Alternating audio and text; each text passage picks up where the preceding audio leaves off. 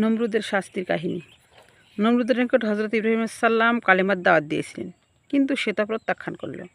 আর আল্লাহ তাআলা ল্যাংড়া মশা দ্বারা পিটুনি দিয়ে জগৎবাসীকে দেখিয়ে দিয়েছেন, আমি নাফরমানদের শাস্তিদাতা।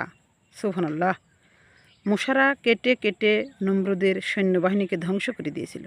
নমরুদ পালিয়ে নিজের প্রাসাদে গিয়ে বসল এবং তার বিবিকে বলেছিল, আমার সৈন্যবাহিনীকে মশা শেষ করে দিয়েছে, সব ধ্বংস হয়ে গেছে।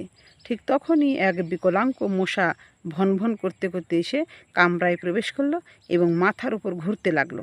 তখন নমরুদ স্ত্রীকে দেখাচ্ছিল, এরকম ছিল যেগুলো আমার লোকদেরকে ডেকে এনেছে, ধ্বংস করেছে। ওই মশা এসে নমরুদের নাকে ঢুকে গেল।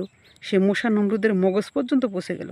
এতে করে নমরুদের মাথার উপর জুতোর পিটুনি প্রতিষেধক হিসেবে বর্ষিত হচ্ছিল।